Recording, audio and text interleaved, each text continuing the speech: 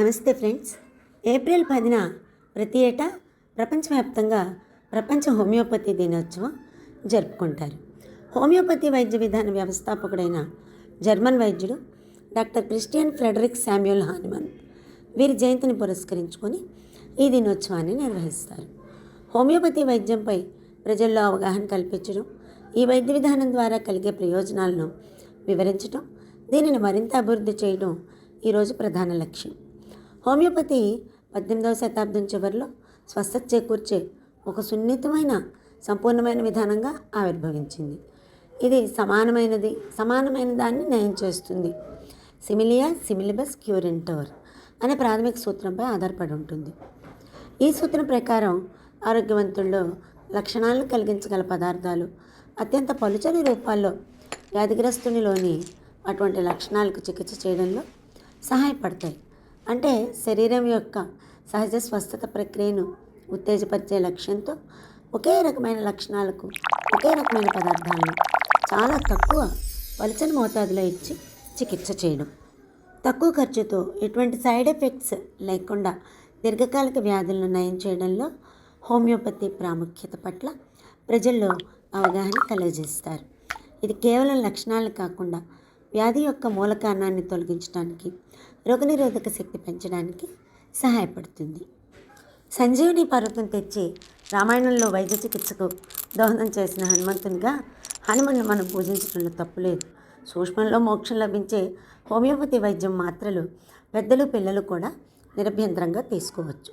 నిజానికి మెదడువాపు లాంటి కొన్ని ప్రత్యేక రోగాలకు హోమియోపతి వైద్యం తప్ప గత్యంతరం కూడా లేదని గ్రహించాలి. చిన్న పంచదార గుళికలుగా కనిపించే ఆ మాత్రలలో విశ్వశక్తి దాగి ఉంది. పొటెన్సీ విధానంలో కొలిచే ఈ హోమియోపతి మందుల తయారీ విధానం అత్యంత ప్రత్యేకమైంది. ఉదాహరణకి ప్రకృతి నుంచి సేకరించిన సహజ ఔషధాలను ఒక డ్రమ్ము నీటిలో ఒక చుక్క వేసి అందులో నుంచి ఒక చుక్క మరో డ్రమ్ము నీటిలో వేసి అలా చేస్తూ వెళ్తే చివరికి తీసే మందు చుక్కకు పవర్ ఎక్కువ. దీన్నే పొటెన్సీ రూపంలో భద్రపరుస్తారు. అలా తయారైన మదర్ టించర్ ఒక డ్రాము సీసాలో 2 చుక్కలు వేస్తే అందులోని పంచదార గుళికలలో ఆ మందు కరిగి పనిచేస్తుంది. పైగా ఈ మందు వల్ల సైడ్ ఎఫెక్ట్స్ ఉండవు అని ప్రతీతి. అత్యంత సురక్షితమైన, సున్నితమైన, చౌకైన ఈ వైద్యం ఆధునిక ప్రపంచంలో గొప్ప వైద్యాల్లో ఒకటిగా నిలిచింది. భారత ప్రభుత్వం కూడా ఆయుష్ విభాగం ద్వారా ఈ హోమియోపతి వైద్య విధానంలో చికిత్సకు అధికారికంగా అనుమతి ప్రసాదించింది. కొన్ని అపోహలు ఇప్పటికీ హోమియోపతి విషయంలో కొనసాగుతున్నాయి. కానీ నిజం ఏంటంటే అలోపతి వైద్య విధానంలో ఉన్న గొప్పతనం ఎవరికైనా ఒకే మందు రోగాన్ని వెంటనే తగ్గించే గుణంతో పాటు సైడ్ ఎఫెక్ట్స్ ఉంటాయి. హోమియోపతి వైద్య విధానంలో రోగాన్ని నయం చేయడానికి చాలా సమయం రోగి వ్యక్తిగత జీవితం తీసుకుంటుంది. ఈ హోమియోపతి వైద్య రంగంలో ఆధునిక ప్రయోగాలు ఎన్నెన్నో వచ్చాయి. మనం పూజించే హానిమన్ గొప్పదనం ఒక్క మాటలో చెప్పి ఆయనకి నివాళి అర్పిద్దాం.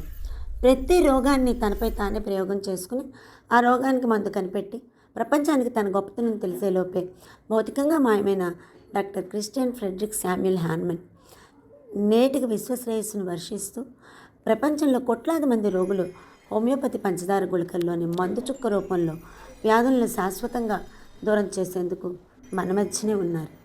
అన్ని వైద్య విధానాలు విఫలమయ్యాక హోమియోపతి వైద్యానికి వెళ్ళేవారు అధికం. అలా చేదాటిపోయిన ఎన్నో కేసుల్లో ప్రాణాలు లేచి వచ్చేలా చేసిన హోమియోపతి వైద్యులు ఎందరో ఉన్నారు.